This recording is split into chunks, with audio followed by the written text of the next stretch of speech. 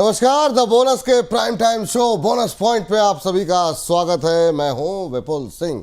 आपकी जेब से लेकर के देश की अर्थव्यवस्था पर असर डालने वाली तमाम महत्वपूर्ण खबरें लेकर के हम पहुंच जाते हैं अपने स्टूडियो शाम के 7 बजते ही। और इन खबरों के विश्लेषण के लिए हमारे साथ हर रोज की तरह आज जुड़ चुके हैं बोनस के संपादक अंशुमान तिवारी जी। अंशुमान सर, बहुत बहुत स्वागत आपका। धन्यवाद विपुल, आपका भी स्वागत है। तो मुंबई स्टूडियो से अंशुमान सर के साथ आज का विश्लेषण शुरू करें उससे पहले आपको फटाफट ये बता देते हैं कि आज मुख्य तौर पर वो कौन से खबरें हैं जिन पर हम बातचीत करने वाले हैं, वो कौन से बिंदु हैं जिनका हम विश्लेषण करने वाले हैं।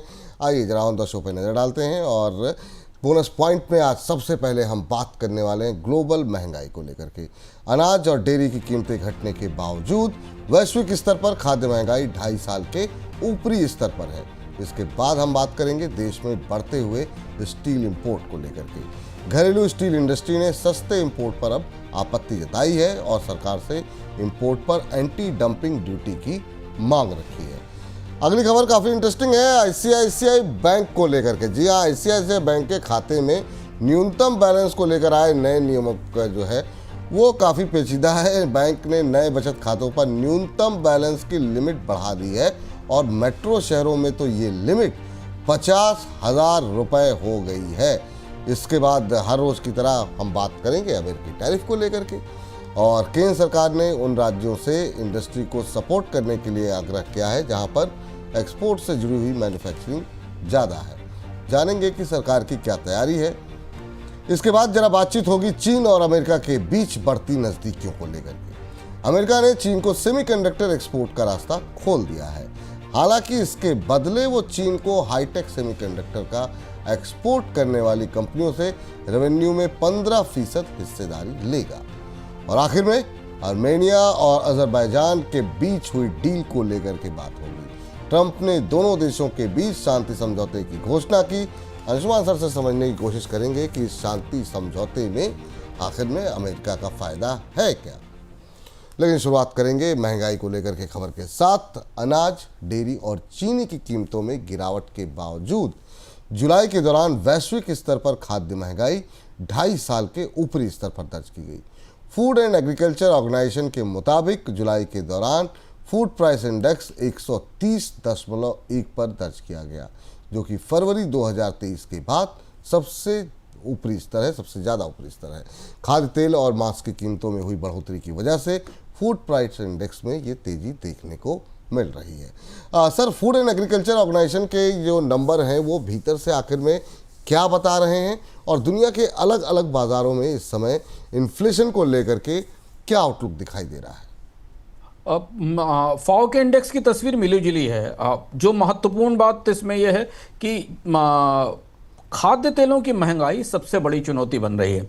पाम ऑयल की कीमतों में बड़ी बढ़ोतरी हुई है। जो फाओ का वेजिटेबल ऑयल इंडेक्स है उसमें करीब 7.1% की बढ़ोतरी दिखाई दी है, जो कि 3 साल के सर्वोच्च स्तर पर है। और अगर आप पूरी बास्केट खाद्य तेलों की देखें तो उनमें पाम और सोया और सनफ्लावर ऑयल, इनमें बढ़ोतरी दिख रही है। खासतौर से सनफ्लावर ऑयल में जो ब्लैक सी के थ्रू आपूर्ति होती थी रूस के और पूर्वी यूरोप से, वहाँ पर आपूर्तियों में दिक्कत है, जिस वजह से हमने खाद्य तेलों की कीमतों में बढ़ोतरी अंतर्राष्ट्रीय बाजार में देखी। इनमें पाम सबसे बड़ा है।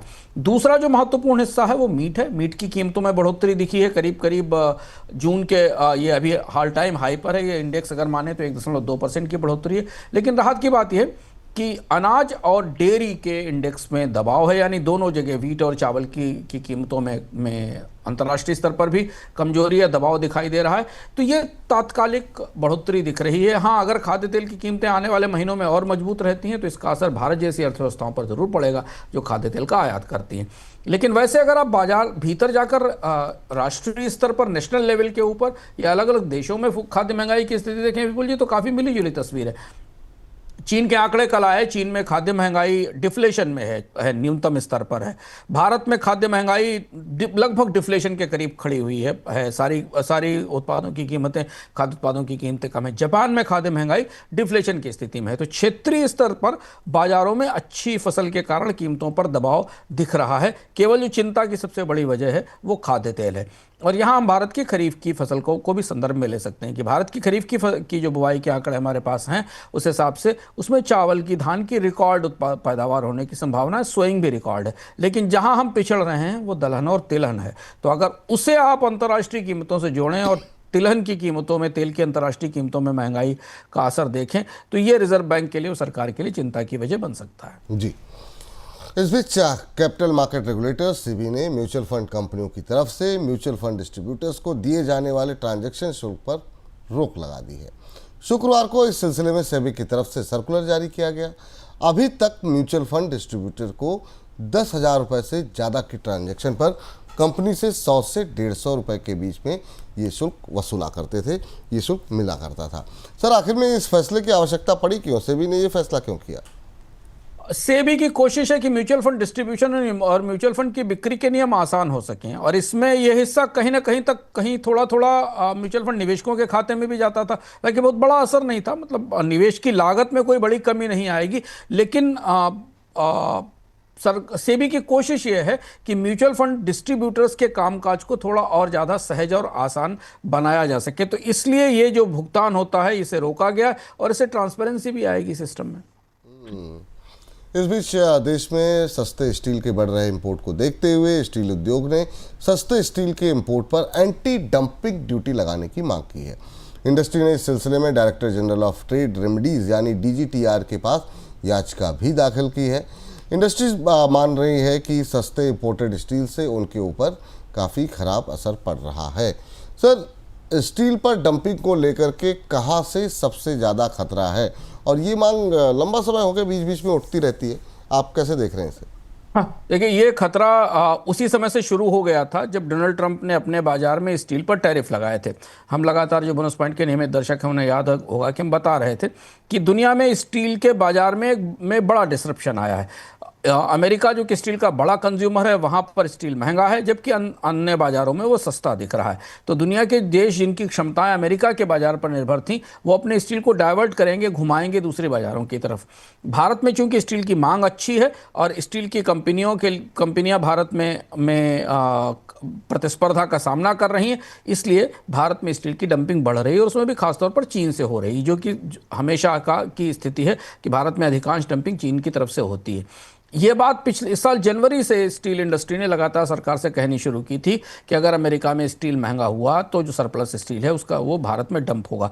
अब वो स्थिति हो गई। इसमें भी खास तौर पर एलॉय स्टील के जो वायर हैं, रॉड हैं और हाई ग्रेड स्टील प्रोडक्ट्स हैं, इनके ऊपर डंपिंग का असर सबसे ज़्यादा है, और अब सरकार को इस पर एंटी डंपिंग ड्यूटी लगानी पड़ेगी। दुविधा यहाँ यह है कि भारत और चीन के बीच रिश्ते थोड़े बेहतर होने की कोशिश हो रही है। अभी प्रधानमंत्री चीन की यात्रा पर जाने वाले हैं। इस बीच चीन के स्टील पर एंटी डंपिंग ड्यूटी लगेगी नहीं या नहीं, इसे देखना होगा।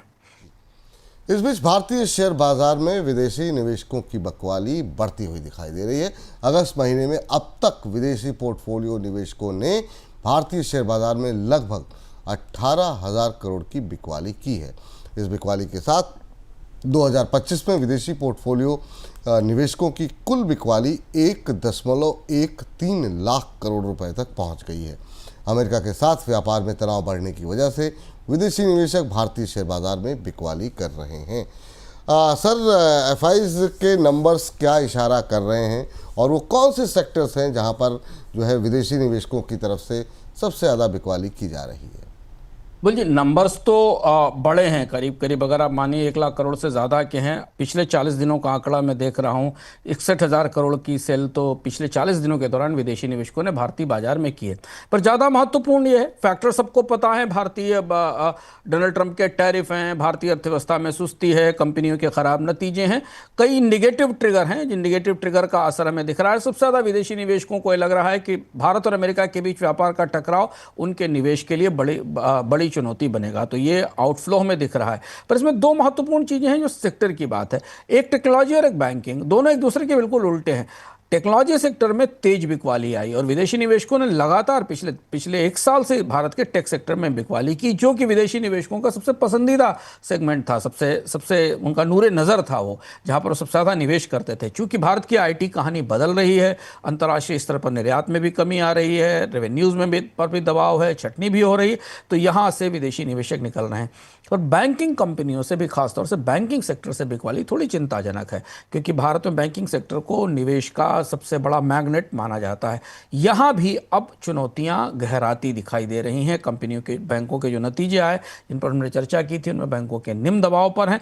इस वजह से भी विदेशी निवेशक यहाँ से निकल रहे हैं। तो विदेशी निवेशकों का रुख तो अभी तत्काल बदलता नहीं दिखता भारतीय अर्थव्यवस्था को लेकर, क्योंकि भारतीय अर्थव्यवस्था में अभी उन्हें आकर्षित करने के लिए कोई ऐसी बड़ी परिस्थिति नहीं बनती दिख रही है। हाँ, अंतर्राष्ट्रीय स्तर पर जो 2 संधियां पैरेलल चर्चा में चल रही हैं, 2 युद्ध रुकने की तैयारियां चल रही, अगर वो सहमत हो जाते हैं, एक व्यापार युद्ध और एक हथियार युद्ध, तो फिर विदेशी निवेशकों का भरोसा भारतीय बाजार में लौट सकता है। इस बीच आईसीआईसीआई बैंक ने नए खुल रहे बचत खातों के लिए न्यूनतम बैलेंस की लिमिट बढ़ा दी है। 1 अगस्त के बाद खुलने वाले खातों के लिए ये लिमिट बढ़ाई गई है। मेट्रो शहरों में न्यूनतम बैलेंस की लिमिट को 10,000 रुपये से बढ़ा करके सीधे 50,000 रुपये कर दिया गया है। सेमी अर्बन इलाकों में लिमिट को 5,000 से बढ़ा करके 25,000 रुपये और ग्रामीण इलाकों में 5,000 से बढ़ा करके 10,000 रुपये किया गया है। सर, 2-3 सवाल हैं इसको लेकर के मन में दुविधाएं। आखिर में सबसे पहले तो यही जानना चाहेंगे, वजह क्या रही, मतलब ये कदम उठाने के पीछे क्या कारण रहा आईसीआईसीआई बैंक के? बेहद चौंकाने वाला फैसला है और इस पर आरबीआई ने भी आज कह दिया है कि बैंकों को अपने मिनिमम बैलेंस लिमिट को तय करने की छूट है। इस पूरे फैसले को हमें बैंकिंग सेक्टर की भीतरी परिस्थिति के तौर पर समझा जाना चाहिए। बैंकों का कोई लालच नहीं है, बल्कि बैंक इस बाजार में अब कुछ सर्वाइवल जैसी लड़ाई पर खड़े हुए हैं और उसकी कारण हमें गहराई से समझना ज़रूरी है। शहरों में मिनिमम बैलेंस सीमा 10,000 से 50,000 कर दी गई है और गांवों में 10,000 से 25,000 कर दी गई है। यानी 50,000 रुपये मिनिमम अकाउंट में रखने होंगे और अगर ऐसा नहीं होता है तो 6% ब्याज या 500 रुपये जुर्माना, जो भी कम होगा वो लगाया जाएगा।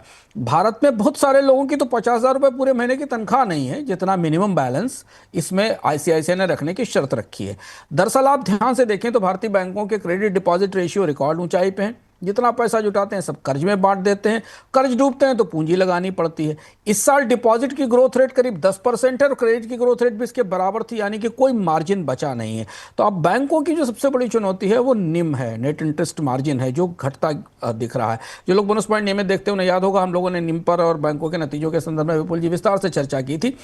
निम का मतलब होता है कि जो आपने लोन पर ब्याज वसूला और जो जमा पर ब्याज दिया उसके बीच का अंतर क्या होता है। समस्या यह है कि बैंकों को अब जमा की कमी के कारण कम समय वाले महंगे फंड्स लेने पड़ रहे हैं और उन फंड्स की वजह से बैंकों के निम पर दबाव है। तो इसलिए आईसीआईसीआई ने खुलकर यह बात स्पष्ट रूप से कह दी है कि उसे अब बड़े डिपॉजिटर्स चाहिए, छोटे डिपॉजिटर्स की जरूरत नहीं। जो 50,000 रुपए तक रख सकें और लंबे समय तक रख सकें अकाउंट में, उनकी जरूरत है। तो यहां से एक संकेत सीधा है आईसीआईसीआई का भारत के बैंक जमाकर्ताओं के लिए कि अगर आप थोड़ा बहुत पैसा, छोटी मोटी बचत लेकर आ रहे हैं तो हमारे पास मत आइए। बैंकों की यहां से जो शिफ्ट है वो फोकस है बड़े डिपॉजिटर्स की तरफ, जो लॉन्ग टर्म में बैंकों के पास अपना पैसा होल्ड कर सकें, रख सकें। और ये बताता है कि भारतीय बैंकिंग अब किस तरीके की जबरदस्त दुविधा में या मुश्किल में फंसी हुई है, जहां से ये फैसला आया है। ये तो एक नई शुरुआत है सर। आगे चल कर के क्या आपको लगता है कि बाकी बैंक इसे फॉलो करेंगे, और अगर फॉलो करते हैं तो फिर देश के मध्यम वर्ग का क्या होगा? मतलब नए खाते अगर जो खुलाने जाएगा 50,000 रुपये, मतलब आदमी कहाँ से बचा पाएगा 50,000 रुपये? मतलब मिनिमम सेविंग अकाउंट में लोगों के पास पैसे बचते नहीं है सैलरी से। मिडिल क्लास के लिए कैसे देख रहे हैं आप इस घटनाक्रम को? ये मैं कह रहा हूँ, ये भारतीय बैंकिंग का बड़ा शिफ्ट है यहाँ पर। अब क्या है कि बैंक के साफ साफ कह रहे हैं कि अगर आपके पास 50,000 रुपये तक रखने की क्षमता है बैंक में हमेशा बनाए रखने की, यानी आपके पास कम से कम 1.5-2 लाख रुपए की इनकम, जैसे मैंने शुरुआत में कहा 50,000 रुपये तो बहुतों की तनख्वाह नहीं है, इतनी पगार ही नहीं महीने की इतना पैसा उसमें छोड़ सकें, तो आप सरकारी बैंकों की तरफ जाइए और वहाँ पर जमा करिए जाके। निजी बैंकों के पास इसलिए 50,000 रुपये तक की होल्डिंग की जरूरत है, आईसीआईसीआई ये कह रहा है। आईसीआईसीआई ने ये शुरू किया है, बड़ा बैंक है, तो इसके बाद आप कह सकते हैं, ये लॉजिकल है, तार्किक है कि बाकी बैंक्स भी, निजी क्षेत्र के एक्सिस बैंक, एचडीएफसी बैंक, बाकी बैंक भी इस श्रृंखला में आगे आएंगे और वो भी मिनिमम बैलेंस करेंगे। इसमें 25,000 रुपए की, तो रूरल एरिया में 25,000 रुपए तो बहुत बहुत बड़ी रकम है बैंक में रखने के लिए, 25,000 रुपए होल्ड करने के लिए। और फिर आप एक बड़ी विनम्रता देखिए विपुल जी कि इस पर आप इंटरेस्ट रेट कितना मिलेगा आपको, 3 से 4%, जो कि महंगाई से भी कम है। यानी बैंक के पास आप 50,000 रुपए छोड़ भी दीजिए और उस पर भी नेगेटिव रिटर्न लीजिए, क्योंकि महंगाई की तुलना में तो रिटर्न कम है। बैंक के चाहता, फिर भी बैंक के चाहता है कि 50,000 रुपए लोग उसके पास छोड़ें और रखें। तो यहां से भारतीय बैंकिंग एक बड़े शिफ्ट की तरफ जा रही है। यहां सरकारी बैंकों को फिर छोटे डिपॉजिट मिलना शुरू होंगे और प्राइवेट बैंक की कोशिश करेंगे कि वो बड़े डिपॉजिट पर निगाह जमाएं। इसका की प्रतिक्रिया काफ़ी हुई है बाजार में, हालांकि आरबीआई ने इसमें दखल देने से मना कर दिया है। अब आगे देखना होगा हमको, अगले 2-3 महीनों में पता चलेगा कि बैंकों के पास जो डिपॉजिट्स का फ्लो था उसका इस पर कितना असर पड़ा है। लेकिन ये चौंकाने वाला फैसला है। और निजी बैंकों में बहुत सारे लोगों के खाते हैं, बहुत सारे लोग एम्प्लॉयज निजी बैंकिंग का इस्तेमाल करते हैं, उनके लिए तो ये शॉकिंग है, उनके लिए तो बहुत बड़ा झटका है। निश्चित रूप से बड़ा फैसला है। हालांकि शेयर बाजार में हमने देखा कि आखिरी के आधे घंटे में रिकवरी आईसीआईसीआई बैंक में देखने को मिली, करीब 0.25% की मजबूती के साथ बंद हुआ। एसबीआई सुबह से तेज रहा इस खबर के चलते, और सुबह से ही यहाँ पर एक सकारात्मक रुझान बना था। 2.5% से ज़्यादा की मजबूती के साथ एसबीआई का शेयर बंद हुआ।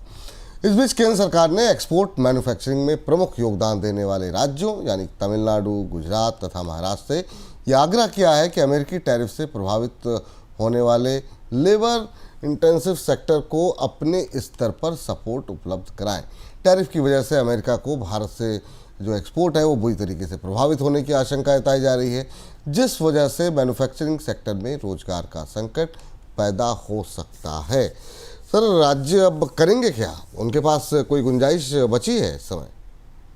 देखिए, बड़ा ये खबर मैंने भी सुनी कि राज्यों से कहा गया कि वो इसमें मदद करें।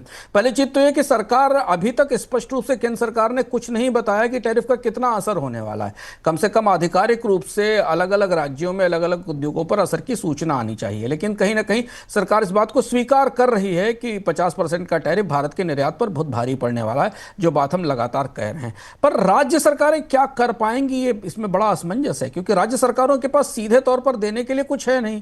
जीएसटी में कोई रियायत नहीं दे सकती वो। दूसरी चीज ये कि तमाम तरीके की वैसे ही वो लोक लुभावन स्कीमों पर काम कर रही हैं, पॉपुलर स्कीमों पर काम कर रही हैं। ऐसी स्थिति में जो सबसे बड़ी चुनौती राज्यों के सामने होगी वो ये होगी कि जो ये फैक्ट्रियां बंद होंगी, जहां से उत्पादन बंद होगा, क्योंकि कई सारे जगह ऑर्डर्स बंद हो गए हैं, निर्यात के ऑर्डर्स रोक दिए गए हैं, अंतर्राष्ट्रीय बायर्स ने दूसरे बाजार तलाशने शुरू कर दिए हैं। वहाँ जो बेकारी बढ़ेगी, जो बेरोजगारी बढ़ेगी, उसको राज्य सरकारें क्या दे सकती हैं? उनके पास देने के लिए ऐसा कुछ है नहीं। तो ये थोड़ी कैजुअल सी सलाह लग रही है।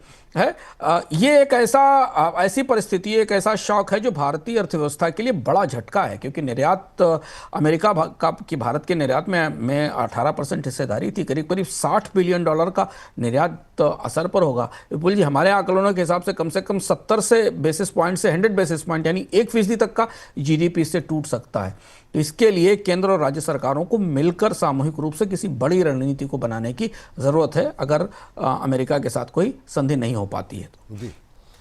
इस बीच रूस और यूक्रेन युद्ध को रोकने के लिए इस हफ्ते अमेरिकी राष्ट्रपति ट्रंप और रूस के राष्ट्रपति पुतिन के बीच मुलाकात होने जा रही है। माना जा रहा है कि ट्रंप इस मुलाकात में रूस को यूक्रेन के साथ शांति समझौते का ऑफर कर सकते हैं। दोनों नेताओं के बीच होने जा रही इस मुलाकात का असर दुनिया भर के बाज़ारों पर पड़ रहा है। सर, सबसे महत्वपूर्ण तो सवाल यही है कि क्या संभावनाएं हैं कि डील हो पाएगी, और बाज़ारों के लिए इसमें क्या कुछ छिपा संदेश है इस मुलाकात को लेकर के? मुझे लगता है कि हाल फिलहाल के वर्षों में और दशकों में आप कहें तो इतनी महत्वपूर्ण शिखर बैठक कोई नहीं थी जो ट्रंप और पुतिन के बीच अलास्का में होने जा रही, जिसकी घोषणा दोनों तरफ से कर दी गई, क्रेमलिन की तरफ से भी और व्हाइट हाउस की तरफ से भी। खासतौर पर यह मुलाकात दो ऐसे राष्ट्रपतियों के बीच में हो रही है जो अनप्रेडिक्टेबल हैं, जिन पर जो अप्रत्याशित हैं। पुतिन भी उतने ही अप्रत्याशित हैं जितने डोनाल्ड ट्रंप अप्रत्याशित हैं। तीसरी महत्वपूर्ण बात यह है कि इस पूरी डील में इतने सारे पक्ष शामिल हैं, इसमें यूरोप भी शामिल है और यूक्रेन भी शामिल है, कि सहमति बनेगी कि नहीं बनेगी इसको लेकर असमंजस है। अब हम परिस्थिति समझते हैं। वार्ता ट्रंप और पुतिन के बीच वार्ता की सहमति तब बनी जब स्टीव विटकॉफ, जो कि अमेरिका के विशेष दूत हैं, वो क्रेमलिन में गए थे और वहां से बातचीत हुई थी। इससे पहले डोनाल्ड ट्रंप ने समय सीमा तय की थी कि 8 अगस्त तक अगर युद्ध विराम पर सहमति नहीं बनती तो रूस के साथ कारोबार करने वाले देशों पर टैरिफ लगाए जाएंगे, जिसमें भारत पर टैरिफ लगा भी दिए गए। इस वार्ता से के लिए तैयार होने के बाद पुतिन ने यह कहा कि वो तभी कोई शांति समझौता करेंगे जब उनको यूक्रेन के पूर्वी हिस्से पर कब्जा मिल जाएगा। यूक्रेन ने इसे मना कर दिया। अब बात जहां उलझी हुई है वो ये कि यूरोप का यह कहना है कि कोई भी समझौता यूक्रेन की अखंडता के साथ नहीं किया जाना चाहिए। जेलेंस्की ये मांग कर रहे हैं कि वो अलास्का में बातचीत की मेज पर बैठना चाहते हैं, यानी अमेरिका और रूस के साथ तो यूक्रेन को भी इस बातचीत में शामिल किया जाए। हालांकि रूस और अमेरिका दोनों ने भी जेलेंस्की को शामिल करने पर सहमति नहीं दी है। तो ये तो परिस्थिति बिसात है, दोनों तरीके की बातें आ रही हैं। जेडी वांस ने का बयान आज सुबह आया, जो कि अमेरिका के उपराष्ट्रपति हैं, कि कोई ऐसा समझौता जो सभी पक्षों को संतुष्ट कर सके वो कहना मुश्किल है, हम प्रैक्टिकल सॉल्यूशन की तरफ जा रहे हैं। तो प्रैक्टिकल सॉल्यूशन क्या होगा? क्या डोनाल्ड ट्रंप यूक्रेन को अपना कुछ हिस्सा छोड़ने के लिए राजी कर लेंगे, जो हिस्सा पुतिन को मिल जाएगा और पुतिन युद्ध बंद कर देंगे? ये तो ही डिप्लोमेटिक के साथ। बाजारों के लिए विपुल ये सबसे महत्वपूर्ण संधि है, इस समय की सबसे महत्वपूर्ण वार्ता है। दूसरी एक और वार्ता जिस पर हम आगे बात करेंगे। पर अगर डोनाल्ड ट्रंप और पुतिन के बीच सहमति बनती है और रूस और यूक्रेन का युद्ध खत्म हो जाता है तो 2 बड़े घटनाक्रम होंगे। उसका सीधा फायदा भारत को मिलेगा। भारत के ऊपर जो 25% का टैरिफ लगा है वो रूस के साथ कारोबार करने के लिए है, और चूंकि उस टैरिफ से रूस को पैसा मिलता है, इसलिए अमेरिका का आरोप है कि भारत रूस की वार मशीन को फिनांस कर रहा है। युद्ध खत्म हुआ, शांति हुई तो इस टैरिफ की जरूरत नहीं पड़ेगी और इसका असर में निश्चित तौर पर बाजार पर काफी बेहतर ढंग से दिखाई देगा। इसके बाद फिर दूसरा बचा हुआ टैरिफ होगा जिस पर बातचीत और चर्चा शुरू होगी। दूसरी महत्वपूर्ण बात यह कि अगर यह सहमति और संधि स्थायी रूप से बनती है और दोनों देश इस बात के लिए तैयार हो जाते हैं तो यूरोप में तनाव में काफी कमी आएगी और उसका असर हमें बाजारों में सेंटिमेंटल उत्साह के तौर पर मिलेगा। और तीसरा, कच्चे तेल की आपूर्ति बढ़ेगी क्योंकि रूस का ऑयल मुख्य धारा में आ जाएगा। वैसे भी कच्चे तेल की कीमतें दबी हुई हैं, आज भी $66 के आसपास है, दबाव दिख रहा है। और अगर ये संधि होती है और क्रूड ऑयल की सप्लाई बढ़ती है तो ये भारतीय बाजारों के लिए, भारत के लिए थोड़ी राहत भरी खबर होगी, क्योंकि कच्चा तेल और सस्ता होगा। $65 से $62 के आसपास का रेंज हो सकता है अगर उसकी आपूर्ति खुलती है। तो ये सबसे महत्वपूर्ण डिप्लोमेटिक इंगेजमेंट है जिसको पूरी दुनिया बेहद करीब से, बहुत ध्यान से देख रही है। पर सर, चूँकि जैसा आपने खुद ही कह दिया कि मतलब दोनों ही काफ़ी अनप्रेडिक्टेबल व्यक्ति हैं, तो आपको कितनी संभावनाएं दिखाई दे रही हैं कि क्या संभावनाएं हैं कुछ कि कुछ हल निकल पाएगा क्या? देखिए, पुतिन और ट्रंप दोनों के बीच में एक सहमति तो बनी है, एक एजेंडा तो तैयार हुआ। जो सूत्र कह रहे हैं और जो अंतर्राष्ट्रीय स्तर से संकेत आ रहे हैं कि एक फार्मूला तो तैयार हुआ है। उस फार्मूले पर अब इन दोनों को मिलकर यूरोप को और यूक्रेन को राजी कराना है। पुतिन भी युद्ध बंद करने को तैयार हैं, अभी तक वो युद्ध बंद करने को तैयार नहीं थे, और ट्रंप तो इसे चाहते हैं बंद कराना क्योंकि इसका राजनीतिक लाभ उनको मिलने वाला। जब वो आए थे तो उन्होंने कहा तो तत्काल युद्ध बंद करा देंगे, इतने महीने हो गए, तो उनको लगता है कि वो उनकी दखल से युद्ध रुक सकता है, क्योंकि उनका दावा है कि उन्होंने दुनिया के कई हिस्सों में शांति कराई है और युद्ध रुकवाए हैं। इससे सबसे महत्वपूर्ण जो बाधा है, सबसे बड़ी चुनौती है, वो ये है कि यूरोप के देश क्या इस बात पर राजी होंगे, क्योंकि यूरोप के देशों को पुतिन की नीयत पर भरोसा नहीं है। वहाँ ट्रस्ट का बड़ा फैक्टर है। उनको लगता है कि पुतिन इंपीरियलिस्ट है, पुतिन अभी समझौता कर लेंगे, कल फिर किसी देश पर हमला कर सकते हैं, इसलिए यूरोप को इस पर राजी कराना मुश्किल होगा।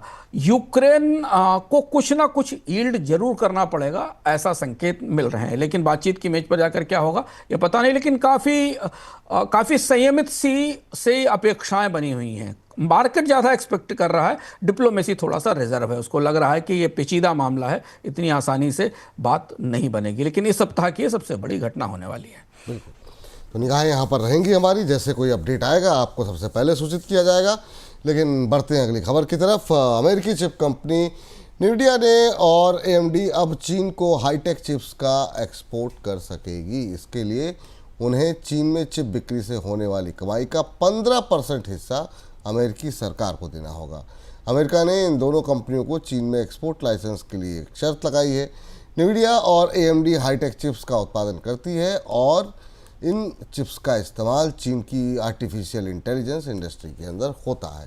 सर, चिप एक्सपोर्ट में ढील का जो फैसला हुआ उसके क्या मायने हैं? ये आज की सबसे और महत्वपूर्ण दूसरी खबर है। जो मैं जिन दो संधियों की बात कर रहा हूं उसमें एक संधि ये है। पहले इस फैसले को समझते हैं। अमेरिका ने लंबे समय बाद अप्रैल में अमेरिका ने आर्टिफिशियल इंटेलिजेंस में इस्तेमाल होने वाले AMD के और एनवीडिया के चिप्स के निर्यात पर रोक लगा दी थी, जिसमें H20 और MI308 चिप्स कहे जा रहे हैं, जो कि चीन को चाहिए थे।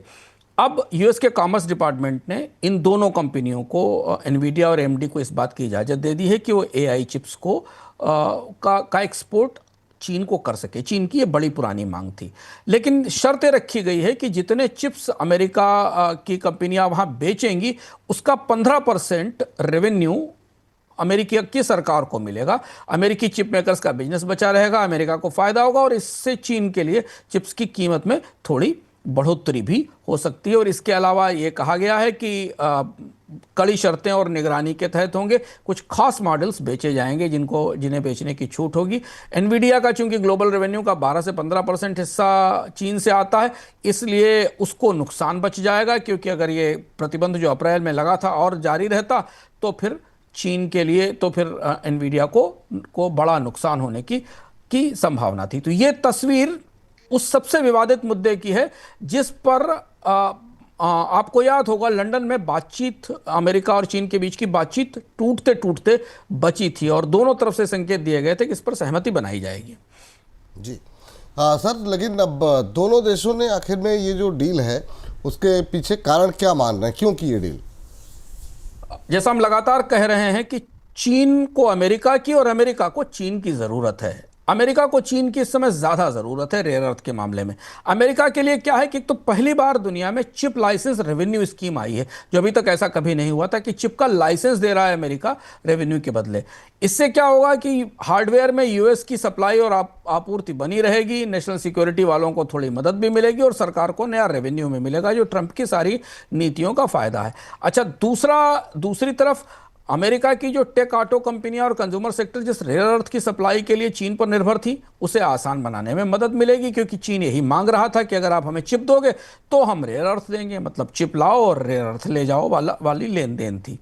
चीन के लिए क्या है कि चीन से एक तो अमेरिका से रिश्ते सहज हो रहे होंगे। चीन के लिए चिप की सप्लाई चेन स्थिर हुई। जब तक कि हुआवे और बाकी कंपनियां अपनी चिप डेवलप नहीं कर लेती, तब तक उनके पास ये चिप की आपूर्ति बनी रहेगी। AI, इलेक्ट्रॉनिक्स और ऑटोमोटिव को ये चिप्स मिलना शुरू होंगे। दूसरा ये कि चीन की कोशिश है कि अगली जनरेशन के जो सेमीकंडक्टर, उनकी तकनीक उनको किसी तरह से मिल जाए। तो रेयर अर्थ के एक्सपोर्ट के बदले और 15% का टैक्स चुकाकर भी चीन इस मामले में फायदे में है कि उसके पास ये चिप्स आ रहे हैं, जिनके बेस पर उसे भविष्य के नए चिप्स बनाने की या उस दिशा में आगे बढ़ने का मौका मिलेगा। तो ये दोनों देशों के लिए एक विन विन जैसी डील थी। दोनों ने अपने अपने हिस्से कवर कर लिए और ये जो विवाद शुरू हुआ था डोनाल्ड ट्रंप के आने के बाद, अब वो सहमति की तरफ बढ़ता हुआ दिखाई दे रहा है। अब सर, इस सेगमेंट का लास्ट सवाल वही जो कि रशिया के साथ था कि ट्रंप और चीन के बीच कितनी पॉसिबिलिटी है कि ये संधि हो पाएगी? पुल जी, ये दूसरी डील है। मैं आपको वो बता रहा हूं कि 2 डील्स दुनिया देख रही है, ट्रंप और पुतिन की और ट्रंप और चीन की। चीन के साथ जो तात्कालिक तौर पर विवाद के दोनों मुद्दे थे वो अब सुलझते दिख रहे हैं और ये और बड़ा ब्रेक थ्रू है ये। चीन ने रेयर अर्थ की आपूर्ति अमेरिका को बहाल कर दी और अमेरिका ने थोड़े से कमजोर ही चिप्स सही, लेकिन AI चिप्स की आपूर्ति चीन को बहाल कर दी। इससे क्या है कि दोनों देशों के बीच जो भी वार्ताएं आधिकारिक स्तर पर चल रही, उनमें तेजी आने की संभावना। मेरी जो बात विशेषज्ञों से हो रही थी उस हिसाब से अब दोनों देश पहली तो जो 90 दिन तक की बढ़ोतरी थी व्यापार युद्ध को रोकने की, उसे आगे बढ़ाने पर राजी हो जाएंगे। और इसके अलावा दोनों देशों के बीच कुछ और उत्पादों में लेन देन को लेकर डील और सहमति हो सकती है। और यही वजह है कि डोनाल्ड ट्रंप ने रूस से तेल खरीदने के मामले में भारत पर तो कार्रवाई की पर चीन पर नहीं की, क्योंकि उन्हें पता था। जेडी वांस का एक बयान भी आज चर्चा में, जिसमें उन्होंने कहा कि चीन का मामला बिल्कुल अलग है, चीन के साथ हमारे रिश्ते बहुत कॉम्प्लेक्स हैं, इसलिए हम उन पर अभी टैरिफ नहीं लगा रहे हैं। तो अब यह सहमति स्थायी तौर पर आने के बाद बाजार में ये उम्मीद है, डिप्लोमेटिक विशेषज्ञों को यह महसूस हो रहा है कि दोनों देशों के बीच एक मोटा खाका संधि का बनता हुआ दिखाई दे रहा है। अगले कुछ दिनों में। और अगर वो संधि बनी तो डोनाल्ड ट्रंप तो बेहद उत्सुक हैं कि वो ये घोषित करें कि उन्होंने चीन के साथ एक संधि कर ली है और जाकर संधि पे दस्तखत किए जाएं। उन्होंने कहा कि अगर डील बन जाती है तो फिर वो शी जिनपिंग से मिलने जाएंगे। दोनों देश अपनी अपनी कुछ पाबंदियां बरकरार रखेंगे, लेकिन ये इस व्यापार युद्ध में युद्ध विराम बनने की संभावनाएं अब बढ़ती दिखाई दे रही हैं और इसीलिए डोनाल्ड ट्रंप ने चीन के प्रति अपनी आक्रामकता में कमी की है। तो ये दूसरी महत्वपूर्ण बड़ी चीज है जिसे शेयर बाजार बहुत करीब से देख रहा है। अगर ये दोनों संधियां होती हैं या अस्थायी रूप से भी कोई सहमति बनती है तो बाजारों के लिए अगला हफ्ता या अगला पखवाड़ा बेहतर हो सकता है, काफी बेहतर हो सकता है। जी, इस बीच अमेरिकी राष्ट्रपति ट्रंप ने यूरेशिया क्षेत्र के देश आर्मेनिया और अजरबैजान के बीच शांति समझौते की घोषणा कर दी। माना जा रहा है कि इस डील से सेंट्रल एशिया में अमेरिका की दखल बढ़ सकती है और रूस का प्रभाव कम हो सकता है। दोनों देशों के बीच हुई डील के तहत अमेरिका को 99 साल के लिए दक्षिणी आर्मेनिया में जंगेजुअर कॉरिडोर मिला है, जिसे अब Trump route for international peace and prosperity यानी TRIPP कहा जाएगा। सर, ये क्या समझौते हैं और इसके साथ जो ट्रंप कॉरिडोर आ रहा है वो क्या है? यह भी बड़ा दिलचस्प फैसला है। सेंट्रल एशिया की बिसात पे अब अमेरिका भी पहुंच गया है। उसे आप एक शतरंज की बिसात मान लें, एक तरफ चीन है, दूसरी तरफ ईरान है, तीसरी तरफ रूस है और चौथी तरफ अमेरिका है। अमेरिका को अभी तक सेंट्रल एशिया में बड़ी दखल नहीं मिल रही थी क्योंकि पूरा का पूरा जो भौगोलिक रूप से बंद इलाका है, इस इलाके में चीन का दबदबा था, ईरान और रूस का दबदबा था और यही तीन देश मिलकर यहाँ पर नियंत्रण कर रहे थे। तो पहली चीज तो कि आर्मेनिया और अजरबैजान में करीब 40 साल से नगोर्नो कराबाख को लेकर जंग चल रही है और बड़ी हिंसक जंग रही है। इसे ट्रंप ने खत्म करा दिया, दोनों देशों के बीच समझौता करा दिया। दोनों देशों के राष्ट्रपति व्हाइट हाउस में थे, व्हाइट हाउस में उस पर समझौता हुआ। दोनों देशों ने एक दूसरे की सीमाओं को मान्यता दी, दुश्मनी खत्म करने का वादा किया और दोनों आर्मेनिया और अजरबैजान के बीच डिप्लोमेटिक, इकोनॉमिक और ट्रांसपोर्ट रिलेशंस बहाल हो गए। पर यह तो हुई शांति की बात। असली खेल है वो जो ट्रंप कॉरिडोर है। अमेरिका को 99 साल के लिए दक्षिण आर्मेनिया के जंगेजूर में एक कॉरिडोर मिल गया है जिसे अब ट्रिप कहा जाएगा, Trump route for international peace in that. America इस पूरे इलाके को, इस बड़े विशाल इलाके को एक कंसोर्टियम, कंपनियों के कंसोर्टियम को लीज पर देने जा रहा है, जो यूरोप और अमेरिका की कंपनियां होंगी, जो यहां रेलवे में निवेश करेंगी, तेल गैस की पाइपलाइन बिछाएंगी और फाइबर ऑप्टिक्स डालेंगी। यह कॉरिडोर दरअसल अमेरिका की रणनीति यह है कि सेंट्रल एशिया को ईरान और रूस से अलग एक रास्ता बनाकर टर्की तक जोड़ा जा सके, जिससे कि सेंट्रल एशिया के खनिजों को ईरान और रूस की बाधा के बगैर टर्की के रास्ते यूरोप और अमेरिका पहुंचाया जा सके। और इसमें डोनाल्ड ट्रंप सफल रहे हैं। डोनाल्ड ट्रंप ने इस इलाके में रूस और ईरान का प्रभाव कम करने की कोशिश की। ये संधि ईरान और रूस भी करा सकते थे आर्मेनिया और अजरबैजान के बीच, पर वो नहीं करा पाए और इसके बदले डोनाल्ड ट्रंप ने एक बड़ी कीमत वसूली है। साउथ कॉकेशस के इलाके में एक बड़ा हिस्सा उन्हें मिला है जहां पर वो अपनी कंपनियों का निवेश करेंगे। और जो यूरेशियन रूट है, जिस रूट में 3-4 बड़ी महाशक्तियां काम कर रही हैं, ईरान, रशिया और चाइना, वहां अब अमेरिका भी मौजूद होगा। इसका ये डोनाल्ड ट्रंप की बड़ी जीत है और यही वजह थी कि कल शाम को ईरान ने साउथ कॉकेशस कॉरिडोर का विरोध किया। ये कहा कि वो इसे बनने नहीं देगा यहां पर, क्योंकि इससे उसकी क्षेत्रीय ताकत पर और आर्मेनिया और सेंट्रल एशिया के हिस्से में जो उसका दबदबा है उस पर सीधा असर पड़ेगा। चीन ने इस पर कोई प्रतिक्रिया नहीं की क्योंकि चीन और अमेरिका के बीच रिश्तों को सामान्य करने की, दोस्ती की कोशिशें चल रही हैं। लेकिन चीन के लिए भी ये अमेरिका का सेंट्रल एशिया में पहुंचना और ये कॉकेशस रीजन में निवेश होना थोड़ा चुनौती बनेगा, क्योंकि सेंट्रल एशिया के एक बहुत बड़े हिस्से में चीन ने काफ़ी निवेश कर रखा है, अपना इंफ्रास्ट्रक्चर वहां बना रखा और जो उसका बेल्ट एंड रोड इनिशिएटिव है उसका एक बड़ा हिस्सा सेंट्रल एशिया में उसमें सेंट्रल एशिया के देश उसमें शामिल हैं। तो ये बड़ा घटनाक्रम है मध्य एशिया की दृष्टि से, जिसमें डोनाल्ड ट्रंप ने एक बड़ा हिस्सा हासिल किया है। अब ये घटनाक्रम आगे के वर्षों में इस क्षेत्र की राजनीति को प्रभावित करेगा। चलिए, अब सर लास्ट सवाल इसमें यह है कि ट्रंप की स्ट्रेटजी, ट्रंप की रणनीति इस पूरे समझौते में क्या दिखाई दे रही है आपको? 3 चीजें। मध्य एशिया में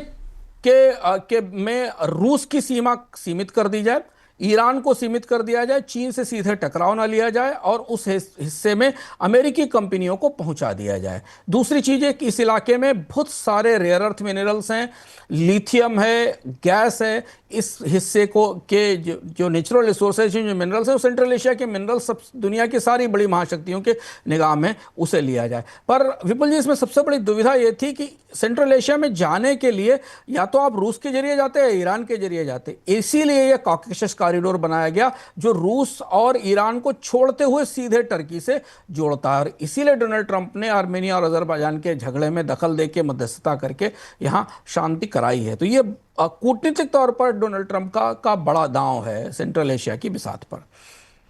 ठीक है सर, आज की इस चर्चा में जुड़ने के लिए बहुत बहुत शुक्रिया, बहुत बहुत धन्यवाद आपका।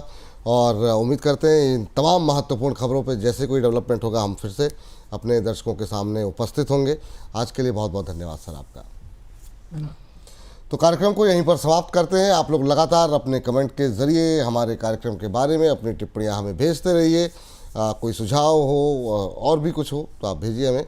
फिलहाल के लिए मुझे इस कार्यक्रम से इजाज़त दीजिए। लगातार बोनस के साथ बने रहिए। नमस्कार।